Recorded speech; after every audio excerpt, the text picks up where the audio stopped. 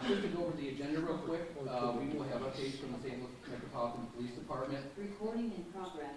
And then we will go through our guest speakers, which will be Circuit Attorney Gabriel Gore and Police Chief Robert Tracy. At 7 o'clock, we will transition over to neighborhood announcements. We'll do NIS updates with Anna Murphy. We'll do elected official updates. Then we will do DNA board chair updates, and then we will do our DNA committee announcements. We will have attendance prizes after the meeting as well, so feel free to make sure you have a ticket because we will have drawing some prizes afterwards. We also have, obviously, the media that is in attendance, just an FYI for anybody that's asking questions. And then we also have the Jared Boyd, the mayor, chief of staff, and Will Pickney from the Office of Violence and Prevention.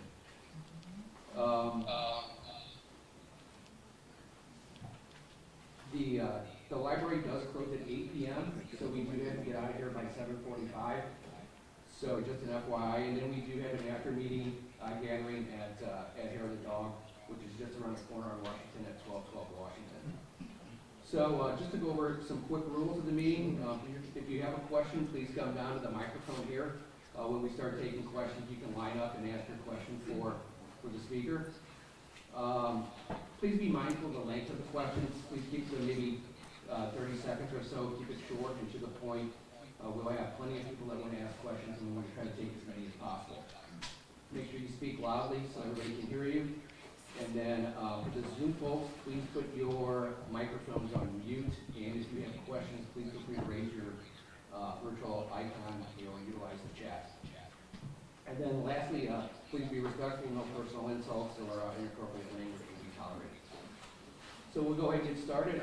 First up, we'll have Captain Stamper from the St. Louis Metropolitan Police Department with his updates.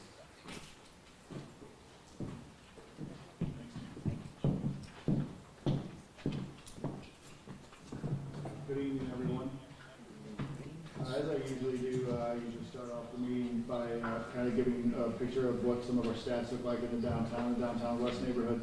I understand with some of the recent events that there are many folks that are interested in some of the other issues that presented themselves downtown this weekend, and I know Chief Tracy and Circuit Attorney Gore are going to address some of those issues as well. So I would like to just kind of go over some of our raw numbers for downtown and downtown west, and I think going in our year-to-date numbers will give you a pretty accurate picture of what we're seeing downtown and in downtown west neighborhood. Just keep in mind that our number periods kind of end and start at certain times throughout the week, and so these numbers are from the period that ended on June 30th, and tomorrow our more current numbers would be out. So again, these numbers are through June 30th that I have today. So in downtown year to date, we've had 4 murders compared to 4 last year. Robberies, we've had 19 robberies compared to 15 last year for a 27% increase. Our aggravated assaults are 46 compared to 82 for a 44% decrease. Burglaries 30 versus 47 and 23 for a 36% decrease. And felony thefts 113 versus 148 for a 24% decrease. And auto theft 71 versus 97 year to date in downtown for a 27% decrease. Overall crime, we've had 284 incidents compared to 409 last year for a 31% decrease. Shooting incidents, last year we had 11, this year we've had 11 and we had 15 last year for a 27% decrease, with a total of 18 victims this year compared to 20 last year. In downtown west neighborhood this year we've had 5 murders compared to 2 in 23 for a 150% increase. We've had 13 robberies compared to 16 last year for a 19% decrease. Aggravated assaults in downtown west 46 compared to 43 last year for a 7% increase. Burglaries 22 versus 21 last year for a 5% increase. Felony thefts 97 versus 151 for a 36% decrease. And auto theft 69 versus 112 for a 38% decrease. Overall crime, we got 258 incidents this year compared to 348 last year for a 26% decrease. Our shooting incidents this year have been 13 versus 8 last year for a 63% increase. and shooting victims 16 versus 21 for a 24% decrease. Again, these numbers are through June 30th, and some new numbers will come out tomorrow that we will be discussing in our weekly ComStat, which I also have the pleasure of presenting in this week after the 4th of July. Also, real quickly, and the chief may go into this a little bit during his presentation or discussion, but the department has rolled out a new website, and so I encourage everyone to take a look at that. A lot of these numbers that we present, or these numbers exactly, are on the website for you to look at for yourselves, and you can also search by neighborhood and your own block and all of that. And so it's really something that is beneficial for you all to get an accurate picture of what things look like in real time for yourselves. So I encourage you all to check out our website and be able to get that information as you desire. That's all I really had as far as the numbers are concerned. I know we want to get to our guests that we have tonight, so if anybody doesn't have any questions specifically for me, I think we can turn it over to the next guest. Anybody have any questions for the captain? Any immediate questions? Could you define what an incident is, like a shooting incident? If one person is shot versus 5, is that one incident or is that 5? If we have 5 victims, then it would be, it's one incident, but we have 5 victims, so that's how we get delineated as far as our victims are concerned. So we may have one incident that has 5 victims. It's not 5 separate incidents, if that makes sense. But all those numbers are calculated, so we don't just go by incidents. That's 5 aggravated assaults. So it is in there, and I know somewhere it's been said that we don't count each shooting victim, but that's just untrue. In our numbers through NIBRS and also through the ComStat, we count each and every victim. We call it an incident, but then you see how many victims from each incident. So one incident could be one person, one incident could be 4. But you count the total amount of victims so everybody can see how many people have been shot. We want to make sure that we're very clear with everyone, so you know the exact numbers that are happening in our city.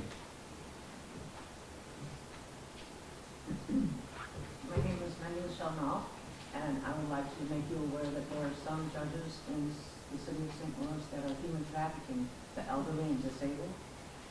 And I would like to make you aware of that because I'm one of them that they're dismissing my cases.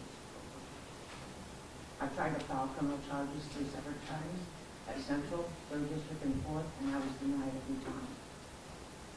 Okay, We can have an advocate speak to you. Let's get your name, your number, and I'll have victims advocates talk to you, and we can see exactly what situation you're talking about. Okay. And then there's a sergeant right up there. Give him your name, number, and we'll have someone contact you. Okay. Right over here. Are these incidents that are responded or just reported? Well, no, they're incidents that are reported and officers respond to and take a report So for if us. a victim left from a shooting or if it's on the hospital zone, that wasn't recorded? No, that will be counted. The person goes to the hospital to get aid as a shooting victim. We're going No, to if they left before you arrived. continue to investigate to find out where the victim is. Yes, sir. Do you find that the perpetrators or the shooters are literally from the downtown area, or from the outside area, or from even the county? I mean, is that something you might feel? I mean, I don't think that there's, it's across the board a bit. I mean, we have some that are part of downtown area or live downtown. We have some that come from other parts of the city. Some that there's no pattern as far as that's concerned. As far as our perpetrators, they can be from the county, city, or in the downtown neighborhood. It's a regional issue. It's a regional issue. And I'm not going to go into any specific incident because of victims, but I will tell you a good amount of victims are from outside the city, as well as some of our offenders. But we do have a good share. But Illinois or the county, we have a regional issue, especially when it comes to gun violence and people settling disputes by firearms, not just in the city. Are you allowed to comment on anything or just a procedure? Because my comment being a veteran, living in St. Louis downtown for 10 years, living in St. Louis for 75 years, when are we gonna come to a solution? I'm tired of hearing about the death counts. We know that. What are you gonna do? I done went through 5 police chiefs in my lifetime. And all y'all done was talk about stopping crime. The National Guard will help y'all because you need help. I always hear the report, the police are short help. They short help. National Guard don't cost these citizens a dime. Don't cost them a dime. I had to go to Vietnam and help that country and kill people. Now I'm trying to save people's lives, but y'all don't get it. You need help. The National Guard will come in here and keep them guys on these lots and wake them up and say, hey, police, you got to patrol. People are driving on red lights all night long. All right, sir. I can't find a police Sir, downtown. thank you. We gotta keep our Get the comments, National please. Guard to help y'all with a solution. Stop some of these people from dying. Stop talking about they won't die, because they are. Because y'all ain't giving yourself some help. When I was in Vietnam, the Marines helped us when we got shot. The Navy came in. What's y'all problem with the National Guard? You scared to get some help? So, sir, thank you. We have a full house tonight and we have a full agenda, so we need to keep our I ain't heard questions to nobody 30 answer my 30 question. seconds. Thank you. What's wrong with getting some help? We will allow the captain to answer the question. Go ahead. I knew this is just about come out in the rain, y'all. You're just gonna talk about saving lives like you've been doing for 50 years. Police, Western police is stronger than what we got down here protecting us. Because you can't find them at night. Come out at night, people. They ain't nowhere to be found Sir, can you be downtown. respectful of the rest of the meeting? Thank you. Sit up in there and waste your time, because that's all they're gonna do. Talk about saving lives. They got a ratio on how many people die. Big deal. What's the damn solution? Stop the people from dying. So, Captain, if you wanna just kind of summarize that question real quick. I mean, there's a lot to. There's a lot to say. Listen, to bring a National Guard in, that's only been done when we had some of the civil unrest that was happening several years ago. To bring in the National Guard, how many people's civil liberties, they don't have the power of arrest. And then we should be doing things with the community. We should be doing things, working with the community, the criminal justice system, but you don't want to militarize any your communities. You do not want to bring in army and people coming in and doing that. We've had some success in the last year and a half. We helped reduce homicides to 10-year lows. And right now we're on the pace, and I know the gentleman doesn't want to hear statistics, but when they're up, everybody talks about the statistics being up, right? But actually we're trending in the right direction. Do we have a lot more work to do? Absolutely. And we're trying to find solutions in here. But it's not just about the police. This is about everyone coming together collectively to try to figure this out. And a lot of people are doing a lot of work that I think we can come to those solutions. But it takes time. We're coming out of a pandemic. We're coming out of disruptions. We're coming out of an education where there's not a lot of things and a lot of kids are struggling with education. We're looking at some juveniles that are doing some bad behavior, I would say. And then we have people not being held accountable for the crimes that they're committing. When I walked into this place, there was 6,700 cases that were taken under advisement. So the police officers were arresting the same person over and over and over again. But now, we're actually getting into the warrant office.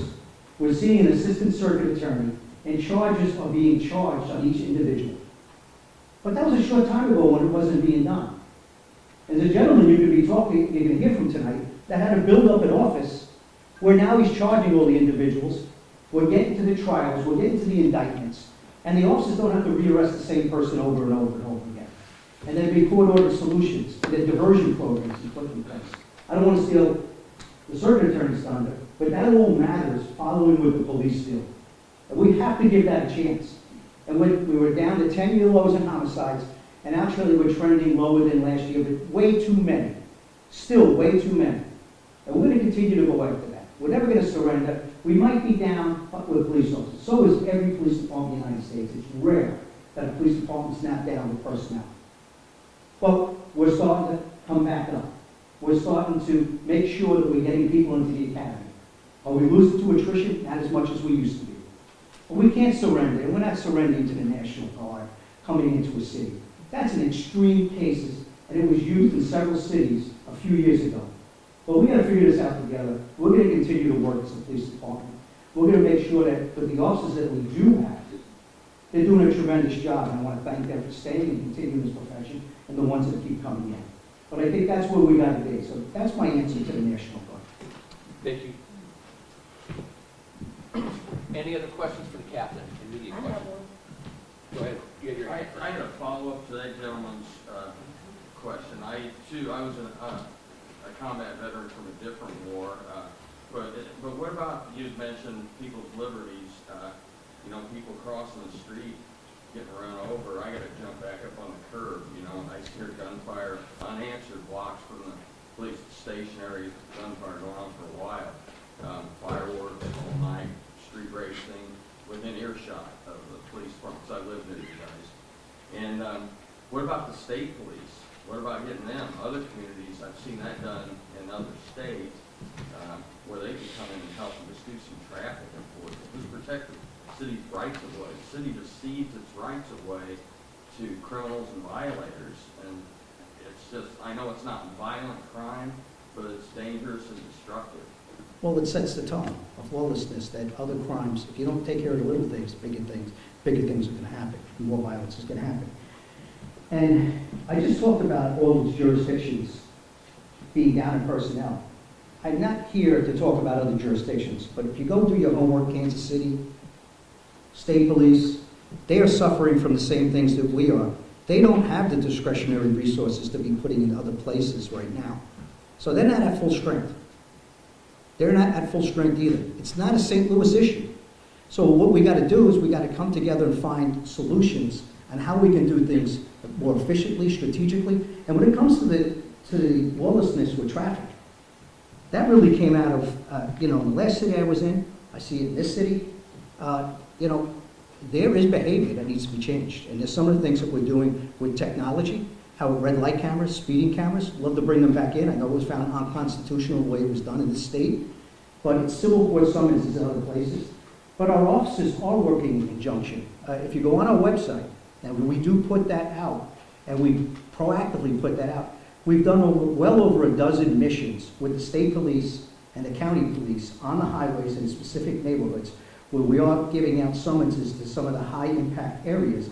And we're moving throughout the city on top of what the district officers are already doing. So there is cooperation. If you go on the website, it gives you the amount of summonses and the amount of things we did in an 8.5 to 10-hour tour. And we are out there doing it, and that's a great suggestion. We are doing it. With this new website, and then also when it comes to public information and communications, part of the whole thing, communicating to the public, sometimes we don't do the greatest job in the world in the police department. We try. We try to push it out. So one of the things coming in, it's 18 months that I've been here, but coming in and look at some things that I think keep doing the things we're doing right, try to improve on some of the things I think need to change. One of the things was communication. One was the website. It was built in 2009. 15 years later, that's a lifetime. We've had that whole thing revamped so we can bring ourselves into 2024. And we're able to leverage it to get the narrative out of what we're doing, good or bad. But I also brought in a person that kind of came to the SLMPD side from the media side, and they all know us from a former colleague. So Mitch McCoy is here from Fox 2, and he came aboard the St. Louis Metropolitan Police Department to try to get the things out that you just talked about, that these community meetings, it's great for me to be here, it's great for Captain Stanford to be here, but you should be seeing on the website. We're looking to get a communications plan to the public externally, and then some stuff that we need to do better internally. So we are doing that, sir, but when it comes to, the others don't have the horses either to do this. They're all down, and we're all competing against the same pool of candidates. Think about that. So we are going out, we're finding ways, you're seeing things up on the billboards to bring more officers in, and I'm seeing more applicants now than I have since I've started in St. Louis, which is a good sign to start seeing. Maybe people know are coming back into this noble profession, and we can get more officers on the street. I have a comment. I have a question. Thank you. This is when it just started. Yeah, thank you, everybody. Thank you, Captain Stamper. We're going to move on to our guest speakers. I'll be back up here. Yeah. I have a comment, I don't have a question, I just have a comment. You talk about doing something about the little things, and what's So the we're good gonna bring- of we're gonna bring- back red light cameras? We're going to bring the chief back up, and he can take more questions. Just 1 second. Thank you, Captain Stamper. We really appreciate it.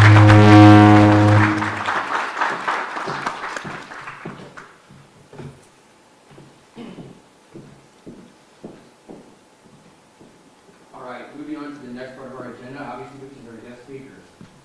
Chief Robert Tracy and Circuit Attorney Gabriel North.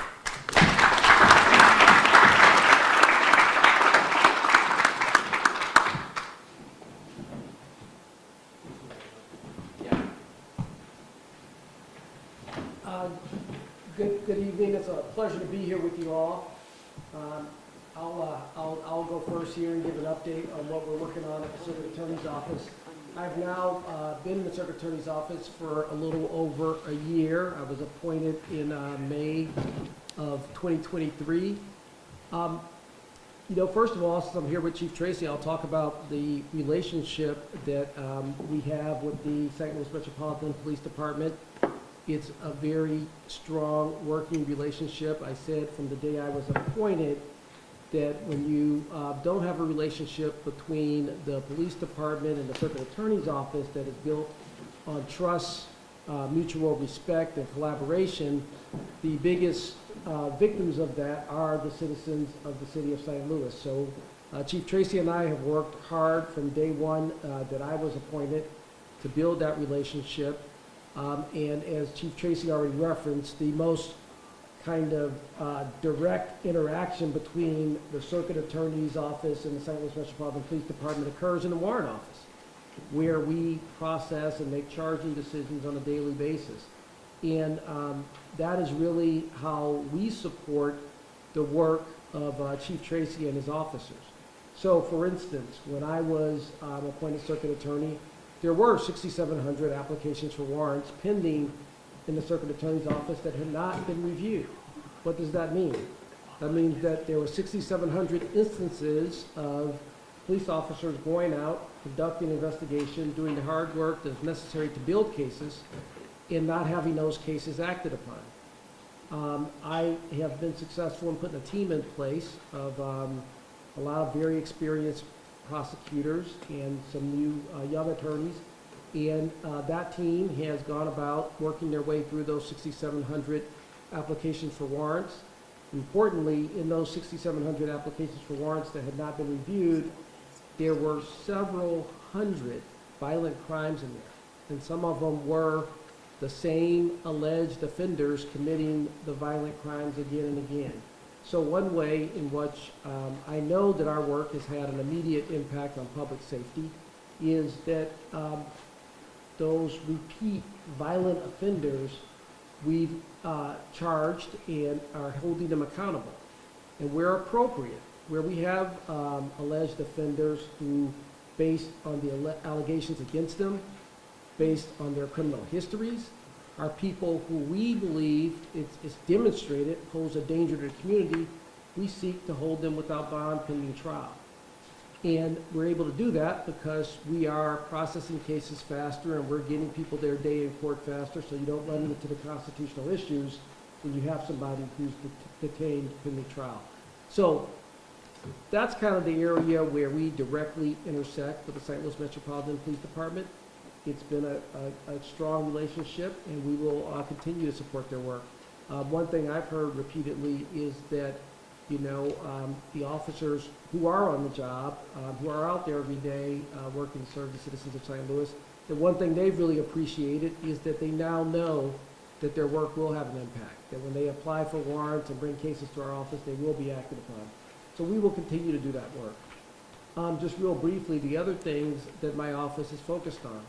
We continue to build towards operational effectiveness. I tell people that at this point, when I came on board a year ago, we had 22 trial attorneys.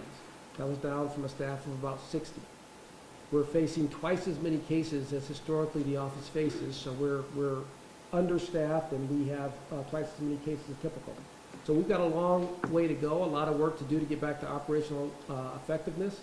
Our goal is then to build towards operational excellence. That's going to take time. And like Chief Tracy said, to see the impact of our work long-term is going to take us maintaining that operational effectiveness and having our program in place for an extended period of time, and you'll start to see more and more of the effects over time. So I know you guys are eager to hear from Chief Tracy. So with that, I will turn it over to Chief Tracy. Thank you, Secretary. Good evening, everyone. Starting January of last year, 2023, one of the things coming in, when you take a look at the police department, you look at how we're doing accountability, how the officers are doing, how morale, how we're doing recruitment, what's going on with retention, and just very quickly, one of the things that helped with morale, two very important things. First, the mayor gave them one of the largest raises in the history of working. I see Nancy Cross working with her team and the administration, and the officers were at least competitive now with the surrounding areas. We were training people, and then other departments were taking them. So we were training them. I'm happy to say 24 officers that had left our organization have come back. I've sworn them back in. We've had, we're on a 4th academy class graduating, and we have one more ready to graduate and another one that we're going to put in. So that's helping. But the other thing that helped was that sometimes the cops and the police officers were demoralized, as well as the community. When you continue to arrest the same people over and over again, and especially for quality of life crimes, which is broken windows theory, which is looking at the little things to make sure the bigger things don't happen. And when you look at that, that's some of the things when you look at the CompStat report, these officers were making these arrests time and time again, the same individuals. And they were taken into consideration. Well, now they're going through the officers, circuit attorney. I have actually told the circuit attorney, you don't realize, or maybe he does realize, but the amount that it's helped these officers feel fulfilled in actually going out and doing their job. And even when it gets up to a point where they're taking a deadly weapon off an individual, at least they know that that person's going to be charged with that, but at least going out and risking and doing everything they're doing for the community, make sure that at least it's going to be looked at very carefully and fairly. Those are the two things that I thought really started to help things. And on top of everything, I talk about a CompStat process. It's business management principles applied to police work, infused with letting the community know, getting these things up online, these reports, and then in the future of the website is we're going to be putting up crime view mapping, where you can look in your neighborhood in real time, what's going on and what block, you can geofence the area, and you can bring the type of crime up. It's anonymized because we've got to protect victims. It doesn't go to the exact address, but it goes to the block address. And so you don't have to wait for this meeting, you can see what's happening in real time. But what I love about CompStat, it does a comparative analysis. So if we report out this week in a certain district, we had 4 shootings, so what does that mean? We had this many crimes. That's living in the present. How are we doing in the past? Are we getting better or worse? Are we looking at patterns and trends and getting the intelligence information and using technology and using good detective work and crime analysis to make sure that we can get the ones that are committing those crimes? If they're doing burglaries, if they're doing robberies, we can use all those things and make sure that we're looking at patterns and trends, not just from a citywide level, but we can take it down to a patrol area, north, central, and south, and then take it down to the district level, 3rd and 1, 2 for south, 3, 4 for central, and 5, 6 for the north. And then when you take a look at the little things, our biggest reduction, when you take a look at the downtown neighborhood, we're getting some of the biggest reductions in downtown, where we're down 31% in crimes. Most of that's coming from the quality of life crimes. Quality of life crimes, and then also 51% more than we were 2 years ago. And downtown west is 26 this year versus 40. We're looking at the little things as well.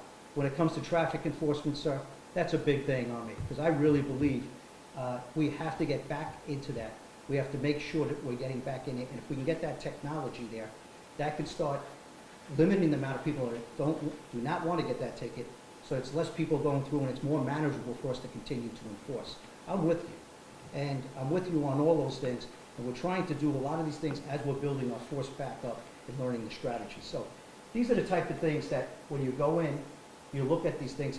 And one of the things when I came into the St. Louis Metropolitan Police Department, other places we had to stand up at Office of Violence Prevention, Youth Services, the Social Services, and other departments. I came into a department that already has those things. And then I'm a big on diversion as well, because a person, let's prevent them from reoffending. And I know the circuit attorney's working on some court-ordered things and diversion programs and building that back up. But in the meantime, our administration, the mayor's leadership, and then Will Pickney's here, and he's doing the Office of Violence Prevention, where we're trying to hit this from so many different levels. And then working on the East-West Gateway Security Initiative, Save Lives Now. We know this is a regional issue. We know this is going back and forth. People could be in the city, they could be in the county. They're all interconnected. And when they're doing the type of violence, we're all trying to work together on focused deterrence, which is from National Network of Safe Communities, David Kennedy's work, from John Jay College of Criminal Justice. When you do these things, and it's done right, and you work on the individuals with the highest propensity for violence, to try to get them out of crime, but if they want to continue to do that, we want to make sure that they're not harming the community, and then there'll be prosecution, and they won't be doing that again. But we're going to give them options out of it, not a choice anymore. We're going to give them options with the moral voice of the community, and then the social services. So it has worked in different places, and I've watched crime go down exponentially. In the city of Chicago, when we were doing these type of things, you wouldn't know it now. I left in 2015. I'm not responsible for everything after that. Chicago was at its lowest murder and shooting rate in 50 years because we were doing some of the things that we're talking about today. But not by the police alone. A holistic approach using everyone, and most of all, being transparent with the community, making sure that we can hear things we don't like, but we have to listen to make sure that we're working together. So we can make sure that we have these successes, we're all doing this together. When we do that, we start to see things go down. Chicago abandoned that in 2016, and then they haven't recovered. The last place I walked into was called Murdertown, USA. I was the first outside chief in 230-year history. I'm the first outside chief here in 200-year history. That was called Murdertown, USA. And doing all the things with the community, working with the civic social, working with the elected officials, working with stakeholders, civic associations, the clergy, the schools, the hospitals. When we do all these things, the non-for-profits, the rest of the criminal justice system, we were able to reduce murders by 60% after 6 years when I left on January 6th of last year. Very proud of that, not because of all the work we did, but we did all the work together. And I've been in places where people say, Chief, it can't be done. I also worked in a precinct, in 3-4 precinct, and I started in 1984. But I worked in a place that had 120 murders in almost a 3-mile radius. Working together, the community, and some of the basic things that we talk about here, Comstat, a man named Bill Bratton coming in, bringing it to NYPD. That place had less than 5 after 20 years. And the city of New York went from 2,245 murders to less than 300 3 years ago. That happened, and it can happen. And I know it can happen. We got to all pull together. We got to make sure that we're trying to work together on these things. And we're working, and the community's better for it. The kids are safer from it. The adults, by the time they get up into the ages where they become adults, we'll work with them. But if you don't want to work with us, you're not going to cause harm to the community. And here's the last thing I want to leave you with. It's less than 0.5% that's committing the majority of the violent crime. They are committing the violent, and we know who they are. That's a very small percentage. So when you look at communities that might be challenged, we know dangerous communities. We have a small percentage of dangerous people in there that we need to address to help correct behavior. If not, get them the help that they need. And if they don't want to take that, we can't allow them to continue to do that. One more thing. Sorry, I said I was going to leave. In the state of Missouri, it's the first time I've come to a place where it's not prohibited for juveniles to carry firearms. That's incredible for me to see. We do have an ordinance now that's a summons to a municipal court that we can stop anyone. Listen, juveniles you have to get a concealed carry permit in the city of St. Louis now to be able to carry. Well, you can't get that if you're not 19. And if you're adults, we're allowed to approach you as a commissioned police officer and ask you by state law, do you have a concealed carry permit if you're carrying in our city? Gives us another tool to do that. That came in last year. It was put in through this, the Board of Alders, signed by the mayor. And we're using that now. We're hitting that with an additional charge. And when I talked about, this weekend, when we did make arrests, we arrested 19 juveniles, 4 of them were carrying firearms downtown. But we made 37 arrests with 21 guns just in downtown in the last 3 or 4 days. And then the adults, there were some convicted felons, which they're not supposed to be carrying, that the circuit attorney will be dealing with. And there was some that also had automatic switches on their firearms, not only going to the circuit attorney, but we're also going to ask the U.S. attorney to adopt those cases to make sure they can go federally, so they're not running around our city with automatic weapons. So with that, I think I'll leave it with that. All right. Thank you. Thank you, Chief. Thank you, Chief Tracy, and thank you, Circuit Attorney Gore. We will open it up for I questions. have a comment. If anybody has any questions, we're going to utilize the microphone stand down there. So please line up and ask your questions in front of the, please line up in front, ask your questions in front of the microphone stand.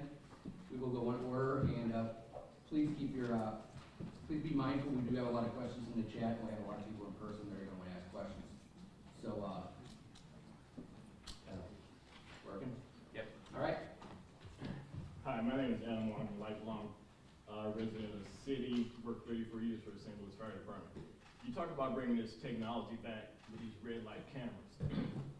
That's like putting a Band-Aid on a mortal wound, because those of us that are law-abiding citizens aren't out here running red lights. It's the cars with no tags and 3 and 4-year-old temp tags that are running the red lights, the hit and run. So what good is a red light camera gonna do when you can't even trace it back to the owner? In the city of Philadelphia, if you're stopped and your car is not properly registered, you don't have insurance, the car is impounded. It's going to take a collaborative effort between the state and the city to do something about this, because the city and the state are missing out on thousands of dollars in sales tax. So again, if a guy's got a temp tag on his car and he runs a red light, how are you going to find out who he is? I've seen police drive right by cars with temp tags on there with 3 and 4 years old, and nothing's been done. Well, I'm with you. I agree with you. Well, thank you, Adam.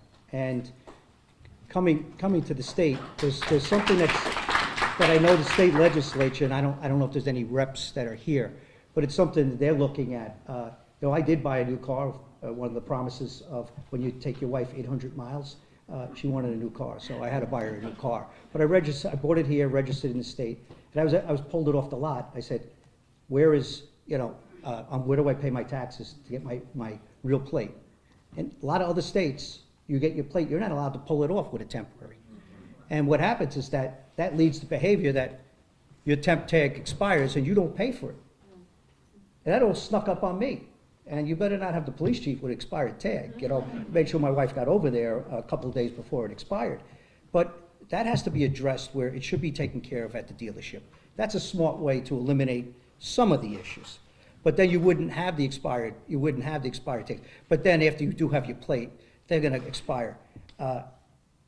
We wrote 32,000 moving summonses last year.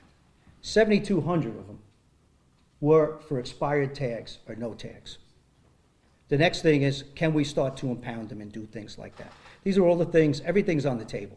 But I wouldn't take away the technology, because the technology, there are some individuals that I'm seeing, behavior that I've seen since the lockdown, since people who are driving. In my last city, just like I see in this city, and then I talk to chiefs around the country, people are not obeying traffic laws because it's become behavior. We got to pull that behavior back. And I've actually seen people with kids in the back seat that had regular tags. You know why they're running the red lights? Because they know there are no red light cameras here. So when you say you're going to stop, some aren't. So I'm trying to limit the amount of people, because then our officers can be more efficient about the ones, no matter what happens, and when they have the expired tags, that we could start to do that enforcement, but have more manageable, because we've gotten the help of technology. We're still writing those summonses, and we got to take a lot back. There was an amnesty period here as well. That has not helped, and there's some things that when I say amnesty about registering your vehicles, we got to get back to what we were doing. We're coming out of the pandemic. We're with you. Traffic is huge. Traffic also leads to a sense of lawlessness. We've slowed it down downtown. We've had an incident that happened over 18 months ago. And it's one of those things that's one of the top issues that our traffic division and also our district are. Please go to the website, look at the missions we're doing. It's a start. It's a beginning that we got to go after this issue. So I'm with you, sir. Thank you, Mr. Gore. Does your office, just to clarify for everybody, your office, do they prosecute the traffic tickets, or is that done by another office? Yeah, the traffic tickets are ordinance violations. Those are prosecuted by the city councilor's office. Those go to municipal court. You know, what we're doing with the driving violence issue that people are concerned about is we are focused on the cases where the reckless driving results in serious bodily injury. And those are cases that are a point of emphasis in my office. Every single one of those cases comes to our rec committee for review, and we are prosecuting those to the fullest extent of the law. So that's our focus on that. But those cases typically only come to us if they do result in serious bodily injury. But we want people to understand that if you drive recklessly and that's the result, you're going to be held accountable to the full extent of the law. All right, thank you. Next question. Yes, my name is Amber Cole. I don't agree with, it is a behavior, it is a learned behavior because they're not getting stopped and they're not being accountable for it. Parents are not being accountable to the children is going reckless. What you see in downtown is the same thing we see in North City, North Portland. It's the same identical thing. I've been crying about O'Fallon Park for the longest. And what you see in downtown is what we've been seeing for the last 3 or 4 years. Now you see it. So it's not escaping, Chief. It's not escaping because we keep on giving, this is ridiculous. Because we keep on thinking it's going to change without any accountability, without any people being held to the middle. You don't get off the parking lot of a car lot unless you pay. I mean, that's genius. You know, if you drive down the street and you have temp tags that's expired, you stop. People don't even go on the parking lot of stores.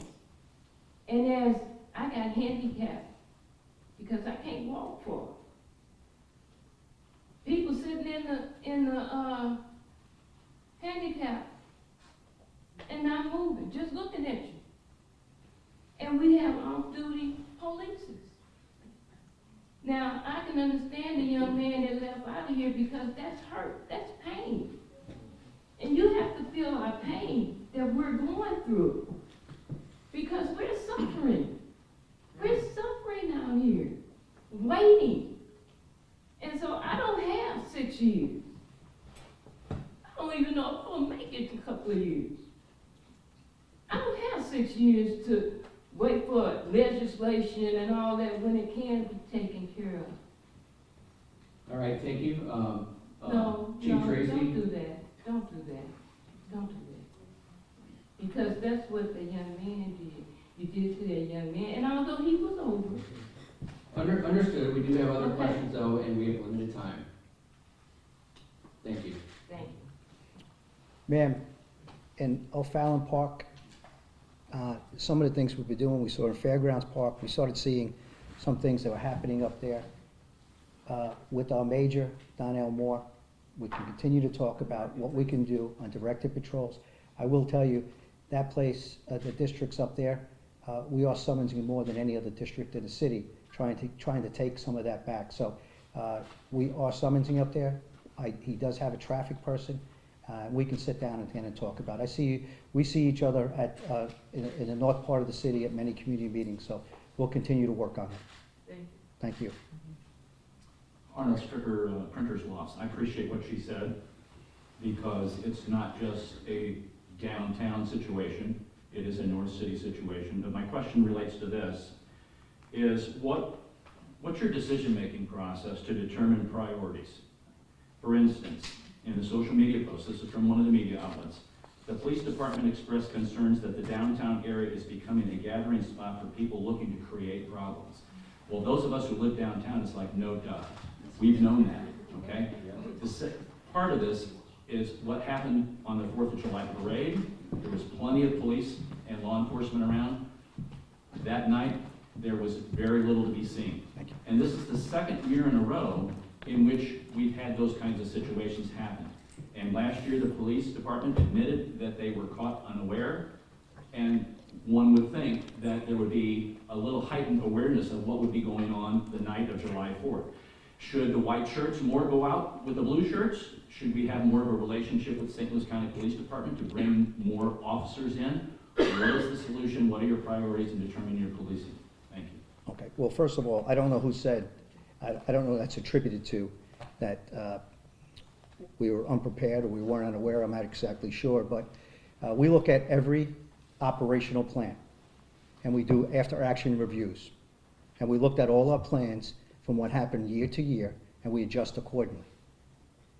And it's exactly what we did. We reviewed the plans, the incident commanders are out there, and we looked at the amount of police that we needed, the additional police that we can have, the officers that are in reserve, mobile, anti-crime teams. We made sure that everybody that was out there, and also when it comes to these type of events, whether we're at budget strength or the strength that we're at, I said, we canceled officers' days off.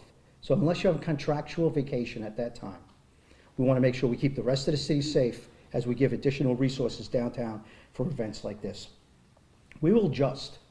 If you take a look at, if you already know from last year, you saw how we calmed traffic down on Washington Avenue. You saw what happened after Cinco de Mayo.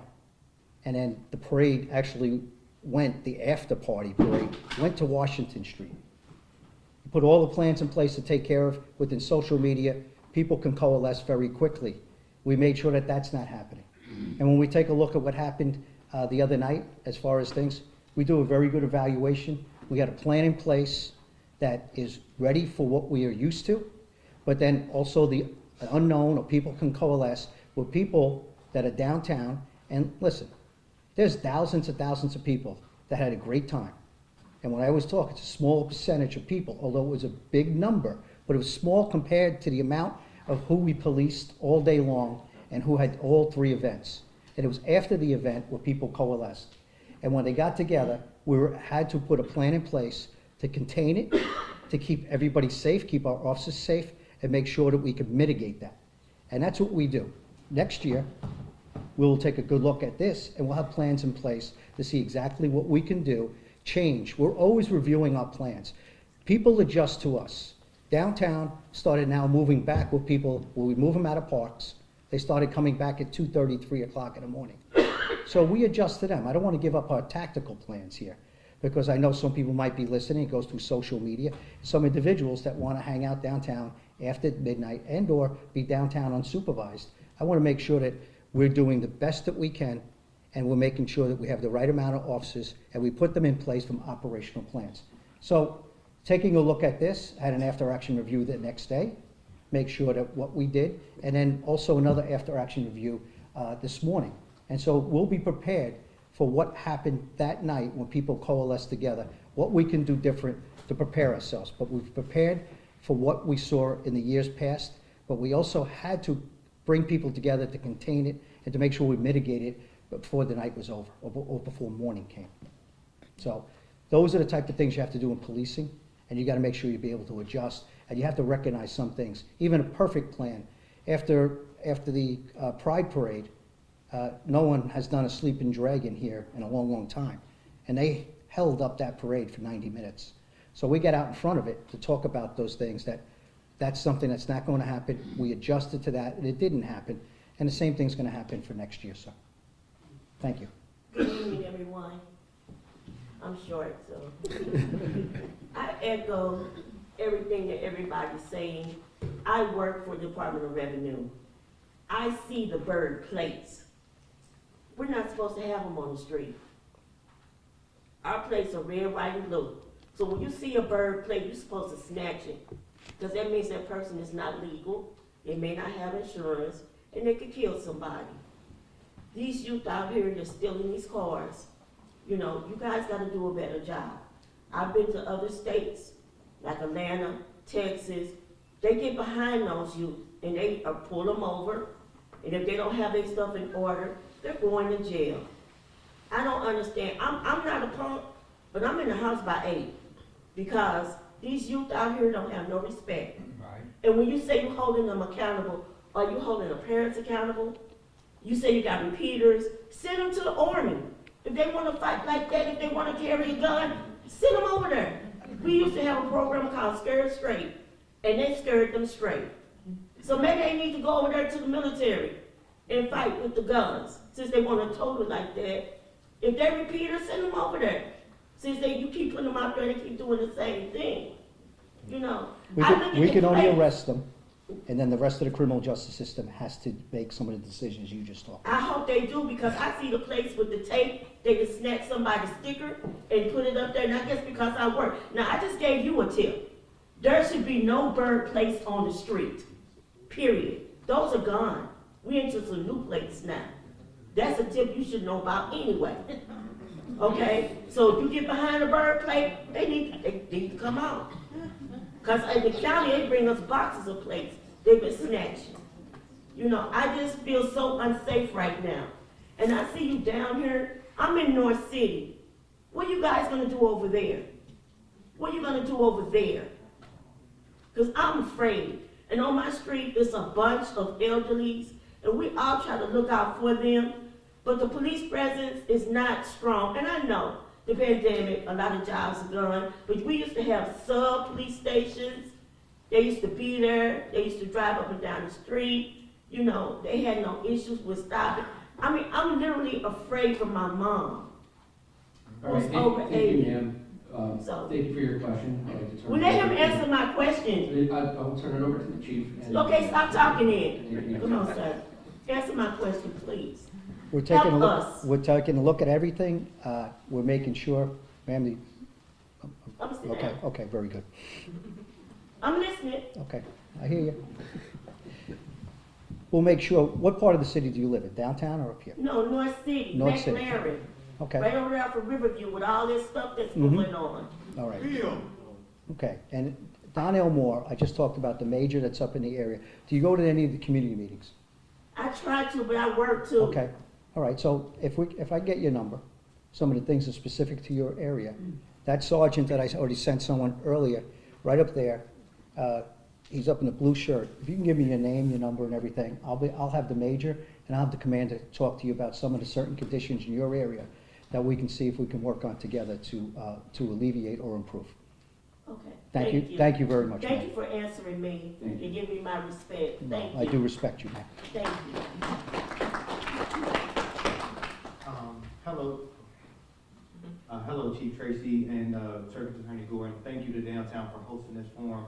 My name is Marty Joe Murray, and the question that I have, don't even get me started on the legislature and how the laws that they're passing are enabling some of the behaviors we see. But you mentioned a lot about that holistic approach, and I would like to know what specifically is your ask to the community to help partner to bring down the crime that we're seeing. Because when we look at the events over the weekend, with all those kids being out there, the one question that comes to my mind is, where are the parents in all of this? So like, what can we do as a community to come together to stop some of that? That's a great question. And some of the things that we've been trying to do, that this isn't new, where we have, well, first we have young adults coming in later at night, and that's why we've had some of those incidents, but we do have a lot of kids that are unsupervised, either taking Ubers, getting downtown, or even parents dropping them off. And they'll drop them off at Kena Plaza. And so we have some of our ambassadors from the youth services and Office of Violence Prevention, where we're trying to have conversations with these parents. Listen, they shouldn't be down here. What time are you picking them up? Do you understand when you're leaving individuals down? And that's why I also talked about if we're picking them up, and a lot of times they're doing something, they're air guns or they have a firearm, they're not supposed to have it. We get to the juvenile detention center. I'm asking to make sure that they get held a little longer, that we can get some of the social services and make sure the guardian's in there. But what we can do is to make sure that we want to get the message out. You know, and I remember the old message used to go out, do you know where your children are? It's 10 o'clock at night. And then the last thing is like a nuclear plant. Do you hold the parents, how do you hold the parents accountable that are not, that their kids are downtown? And do you charge the parents when crimes are committed? So those are some of the things that's always discussed. But that's something that has to also come from the appetite from the community and everybody collectively doing this. Some of the things that we do, we want to make sure that we're doing it with the community. We want to make sure that we're talking with the community about this, because there might be some that don't feel the same way that some people clapped here. So we as in policing and some of these things, juvenile detention, how we look at these things, some of these families have some issues, and the structure in those families. So I also want to get help to those families, and that's where I think social services has to come in. I think it was the Office of Violence Prevention comes in. I think that's where we really sit to have that conversation. But where do we capture them? If we're going to release them right back on the street, back out, they're going to come right back out again. And that's why I talk about, and this is the circuit attorney, which is talking about juveniles. Do you want to qualify it, or do you want me to qualify it? So when it comes to juveniles, the circuit attorney's office is not responsible for the juveniles, and unless they're charged as an adult. And that really, you know, it takes something very horrific for that to happen. So I think working together, get to families that need help. I think we got to work with the education system to find out those kids that have red flags, to make sure, can they get them the help in the schools? And, you know, I think when I say holistic, I think the health care, they can see things that are happening. The schools can see, if we can get to them younger, and we can make sure we're doing those things. But I think, you know, this is an issue that we are part of trying to solve it. But when it comes to juveniles, very difficult with the police, because there's really not much penalty on a juvenile. I think some things have to be held more accountable, detain them, and make sure we find out what's going on. It's called catch centers, and I've seen that in other cities. Have them clean up the streets and fix the streets when they get caught like that. Put them to work. I can only try to keep them from doing wrong, and if we do arrest them, that decision of the penalty is made judicial branch, juveniles. I think we have to have more of the criminal justice system that's talking at these meetings. You got the circuit attorney, you got the police chief here, but there's probation, there's parole, there's juveniles, and there's also the judicial branch. And I think if you really want to have a full conversation about some of the questions you're asking, I think they're better suited to answer. I don't want to speak for them why they're doing or not doing something, nor I want them to do that for me. I'd like to be the person, be the spokesperson. Chief, you're giving me ideas. I'm sorry. You know what? I know you'll follow up on them, sir. Yes, Thank you. We'll do a few more questions, and then we do have something to chat that we will summarize as well. Next question, go ahead. Good evening. My name is John Callahan. I live down in 9th and Washington, and I work down at the John Cochran Veterans Hospital. So I'm traveling back and forth through the downtown corridor every day, twice a day. But before I get into that, I wanted to say, you mentioned the gay pride parade, where the blockade was. I happened to be standing right where it occurred. And there was one officer, his name was Timmons, standing there perfectly attentive, stoic, with all that gear on in the sun for all that time, as were many other police. They handled it extremely well. They were very professional. That whole thing that could have blown up into a horrible, volatile event, it did not. And I just wanted to say that I was very impressed how the police handled themselves during that event. So and there were thousands and thousands of people at that parade. So thank you very much. And thank you for recognizing the officers, because a lot of times we're talking about, we get a lot of things right, and then sometimes we have to work on some things. But we got to remember, they're real people. They have real families. They have, and they're all doing a job.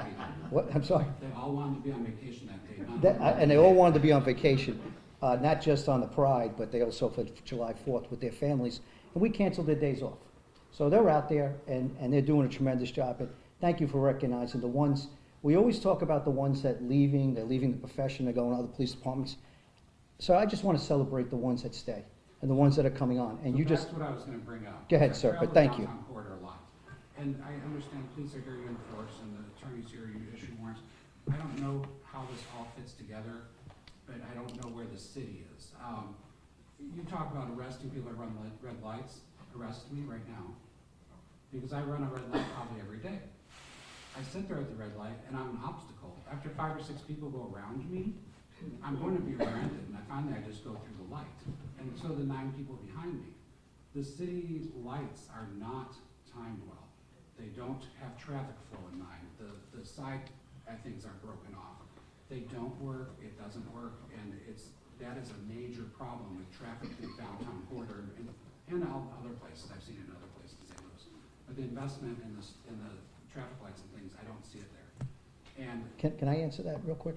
Sure. So, on that, it's one of the things I see, the sequence or the frequency of the change of lights is very, very long here. It doesn't change. And I've asked our traffic department to work with the state. I don't see the motion sensor. Yeah, work with the state, and they've been having conversations because they are very long here.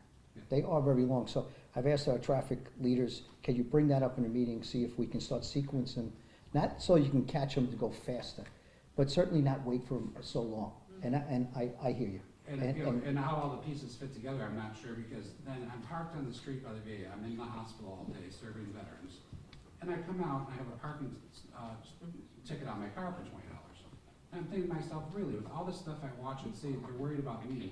Parked outside a veterans hospital on Windsor Avenue, and I get a $20 parking ticket. I'm looking at it, it says street sweep. I'm like looking all over for signs, and finally I walk down the block and there's one on a pole that's half it's broken off and it's hanging upside down.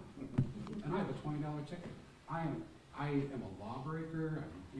It's crazy that even as a good citizen trying to help others and abide by the laws, I'm either an obstacle in traffic or I'm parking illegally because the signs are bad. I feel like, where's the priorities of the city to enforce the right things and not the wrong things and fix the streets? I laugh at the street sweepers. What do they do? Sweep up the chunks of the street because they're so bad.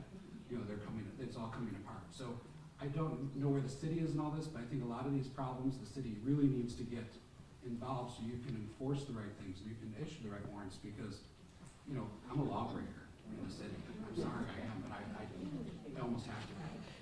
Well, thank you very much, sir.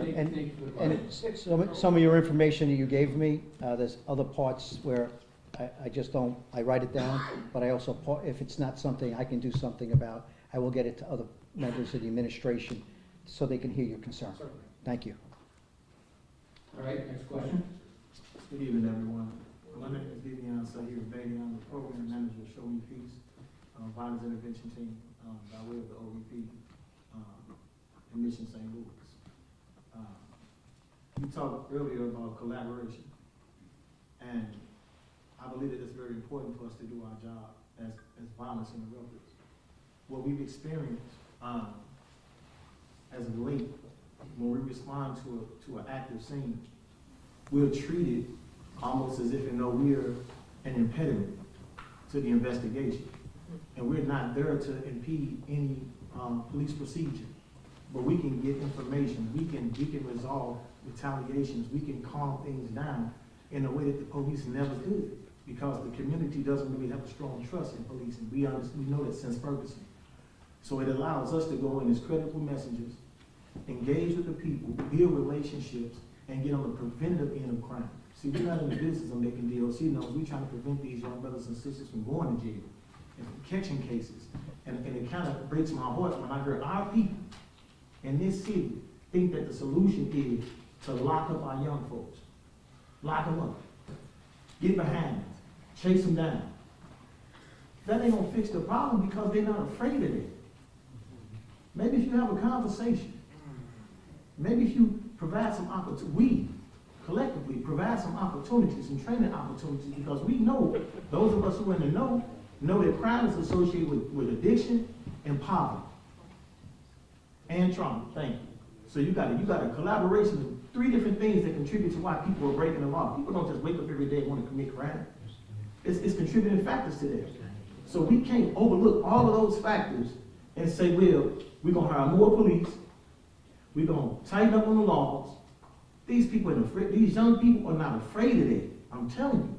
And that's why you get in the downtown. That's why you get in the Old Fountain Park. That's why you get in all these other different situations where crime is doing this here, right? But I can tell you, due to the work that we are performing in our role, we've decreased violence, particularly by 25% in the areas that we work, just by simply engaging and talking to the people and providing resources and opportunities to change. We can't scare people into change. That's not gonna work, I'm telling you. And I would really caution us as a people to stop thinking we can lock our people up and that's gonna make us safer, make us better, because one day they're gonna get out. And what have you done for them? You just created a monster. So it ain't about locking up the problems, it's about addressing the problem and dealing with it head on. From a people, a human perspective, these are human beings, these are not products. You can't just lock them up and think they're gonna go away. They're gonna get out eventually. What do you think gonna happen? How do you think they're gonna feel?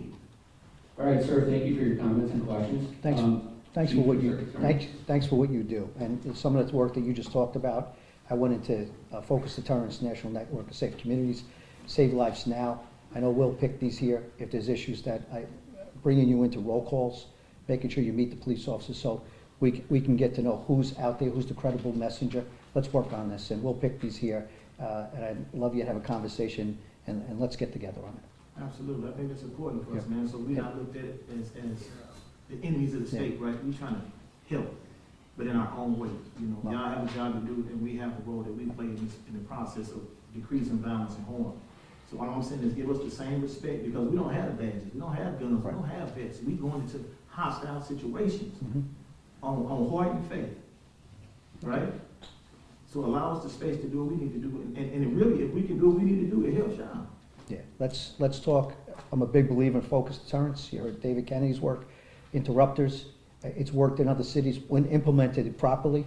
You know, I'm a big believer in making sure that if we can get to a person before we have to arrest them, it actually, it really helps, and then they become the people that we get out of that violent crime, or before they get into it, they become our credible messengers like yourself. So thank you very much. We'll pick, Will, are you here? Yeah. There's Will, I know you know Will. So let's set that up. We talked about that, Will, right? Thank you, Director. Thank you, sir. Thank you.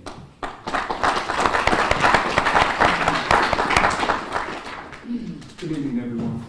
My name is Alfred Montgomery. I'm a candidate running for sheriff of the city of St. Louis. But that's not why I'm here today. First and foremost, Chief Tracy and Circuit Attorney Gore, I just want to thank you all for all that you all do.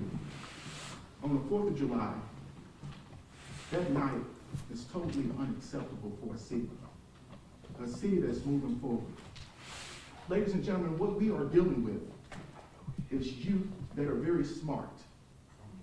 The youth know and understands that the police department and the circuit attorney, hands are tied when it comes to dealing with them and crime. But what I suggest, Chief Tracy, is setting up a perimeter for downtown. We know that they're going to come. What I suggest is creating a juvenile task force for those individuals. What I suggest is creating a curfew for those individuals. You set up a perimeter, you have a couple of vans, I'm sure the sheriff will be willing to help out with the vans. You load them up in the vans, you take them over to 12th and Park, you keep them there until their parents come pick them up. Once their parents come pick them up, then you release them. What that's going to do is two things. Those youth are going to get tired of being arrested and taken back to the same location, or the parents are going to get tired of going to go pick them up from that same location. So that's something that we have to think about. We have to take them out of that area. And youth are very smart, again. So sooner or later, they will get that, hey, downtown is a trap. You know, we can't go down there because they're going to lock, they're going to arrest us and take us over to the park, 12th and Park, and they're going to keep us there till our parents get there. A lot of times the parents do drop them off, but a lot of times the parents don't know where they are. I know this because I was once one of those youth who snuck out and hung out downtown. So Alfred, thank you. We do have to move on. We do have a couple more We'll questions. take that into consideration. Thank you. Thank you. So we do have a couple of questions in the chat.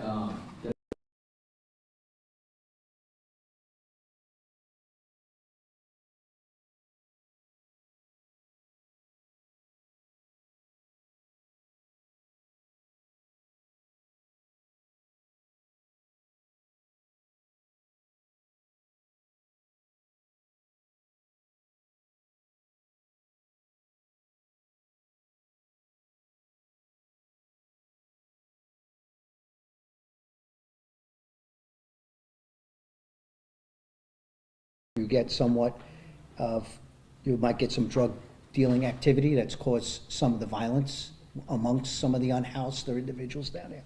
So what we did is, if you see the case where the two homeless right in front of the old municipal building, one shot the other one, and our officer had to take action to try to save the other man's life.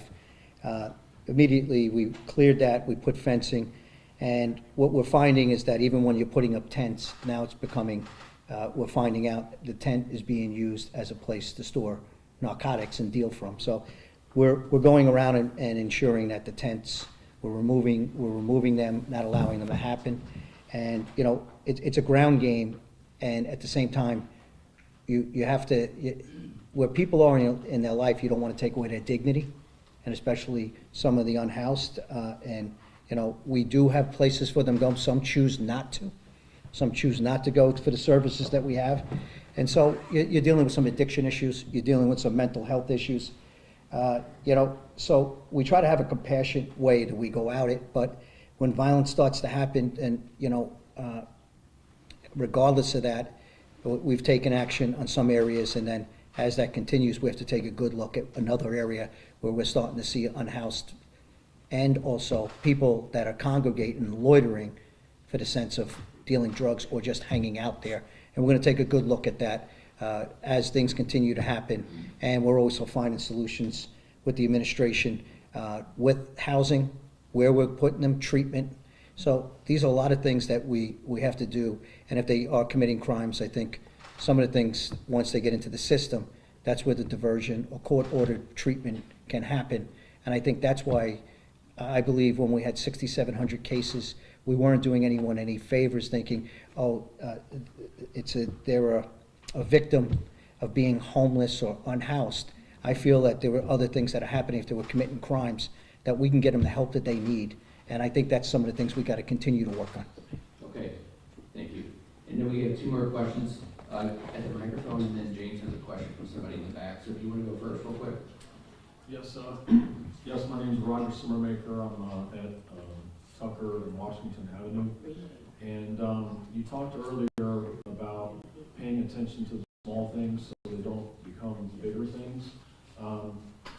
Anything can happen at any time. You don't always know what's going to happen somewhere downtown. But one thing that seems like it is predictable would be like the low-hanging fruit is the racing of the vehicles through the town at night. It happens every day, every night. I'm not there looking at the cars, so I don't know if they're speeding or driving recklessly or not. You hear the racing of the engines constantly all the time.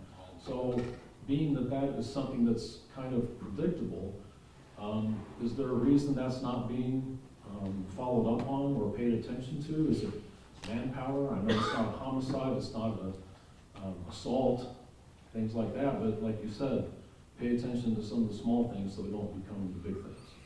Yeah, and that's why we've created, so we know that's, I'm being told it's a cultural thing here where people come in, the muscle cars, they come in abundance, they want to show them off, they want to rev their engine. So we used to just have a cruising detail to make sure that they weren't going downtown, they're not in River Park, they're not going into where they started taking over Fairgrounds Park. They moved to different areas.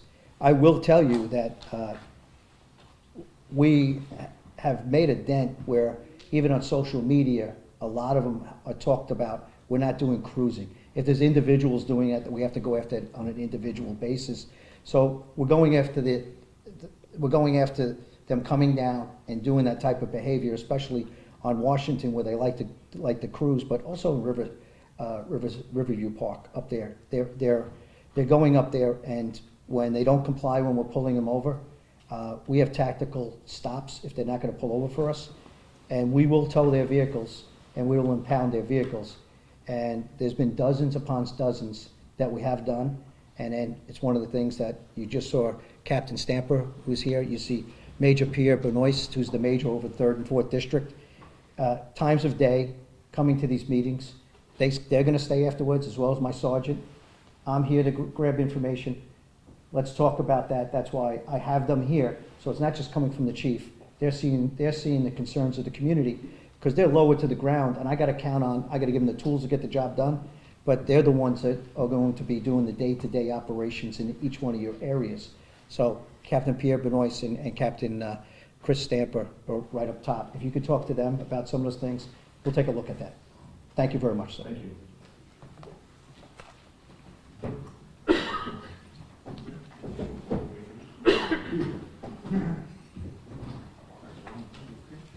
Yeah. Good evening, Chief Tracy and Circuit Attorney Gore. My question is about statistics. I heard a person elaborate that all the crime is pretty much in North St. Louis. And I just wanted to know about statistics.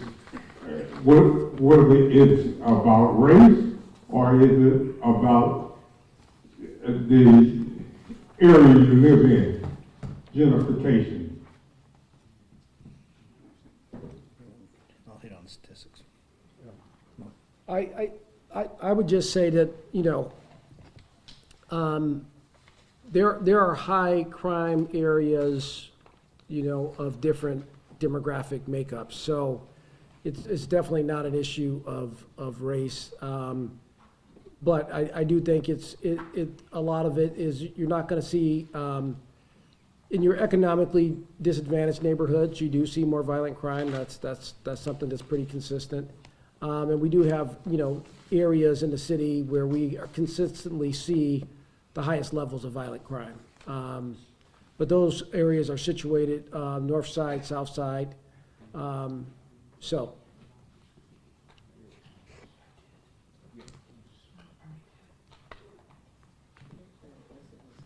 All right, any other comments from the circuit attorney or the chief tonight? All right, thank you. Thank you. you. We appreciate you guys.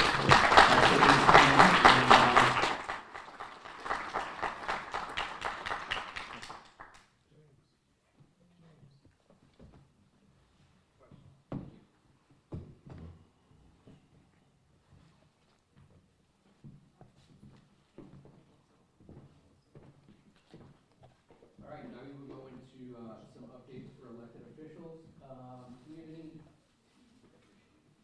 Do we have any elected officials currently in the room tonight? Garrett?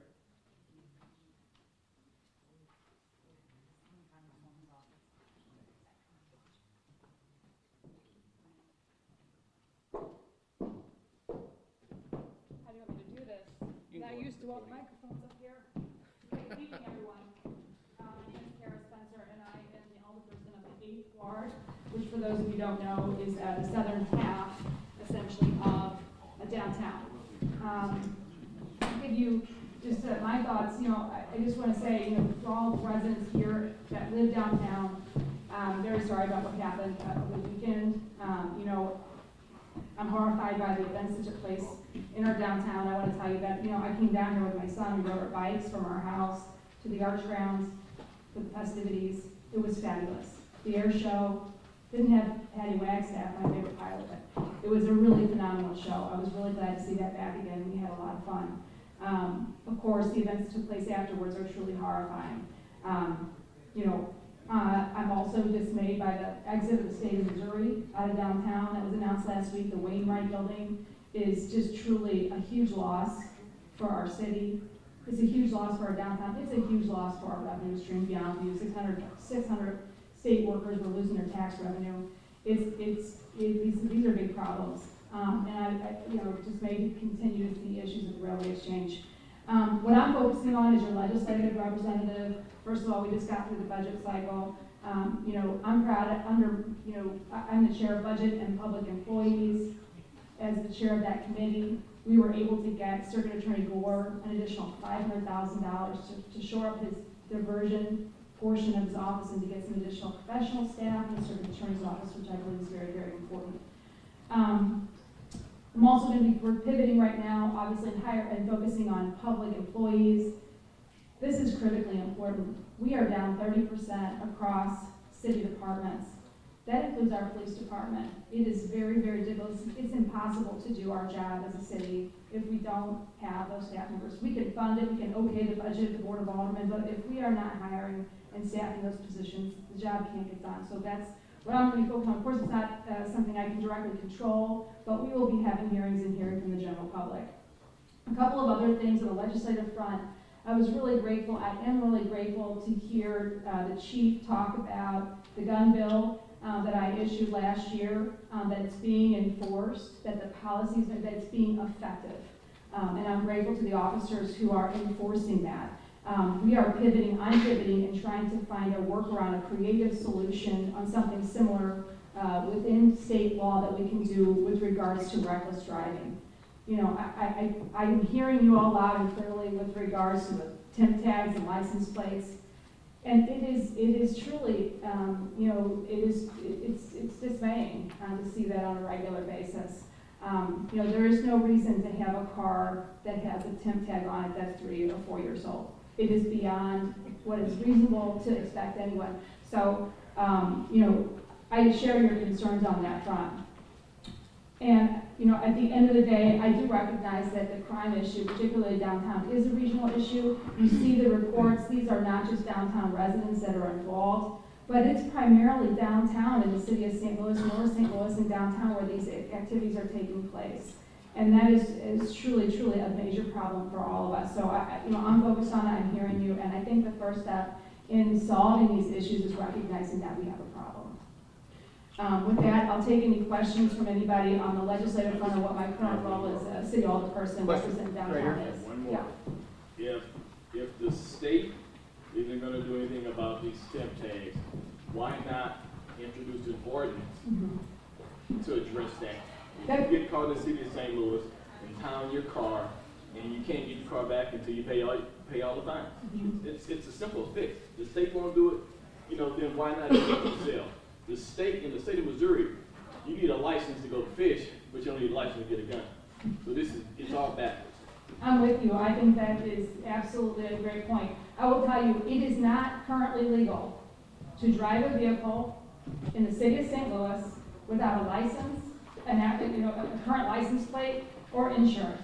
There are already laws on the books for those things. Unfortunately, I mean, we can continue to strengthen them, but at the end of the day, it is already illegal to do those things. But the police, if you get stopped, it's only a $25 ticket. So there's no fear in riding with a 3 or 4 year old temp tag. I hear you on that front, but I will just say, I mean, I think you raise a good point about the actual cost. Increasing the fee is something the Board of Aldermen can and should be looking at. It's something we've been taking a look at. I was looking recently at all of the fees regionally. Generally speaking, across the region, you're looking at a fee structure that starts around $100, $125 for that expired tag. You're absolutely right, and that $25 is not a deterrent. But right now, we're not even enforcing that one to the level. I love that the chief pointed out that we've made it, or issued 7,200 tickets. That's a big number, but when you compare it to the population of the city of St. Louis, that's around 2% of our population. So when you look at it in relative terms, it's not a big dent at the end of the day. And so what I'd like to see, I hate burdening our police department with expired tags. We know there's violence. We know that there are, acts of, horrific things going on a daily basis in the city. So I'd like to see other departments step up when you see, when we're issuing tickets, okay? It is very clear that this car is not registered. It's very easy to look that up with a VIN number and that sort of thing. So looking at how we can deputize other non-police officers to do some of that administrative work, I think would be very, very, very helpful. If you look it up,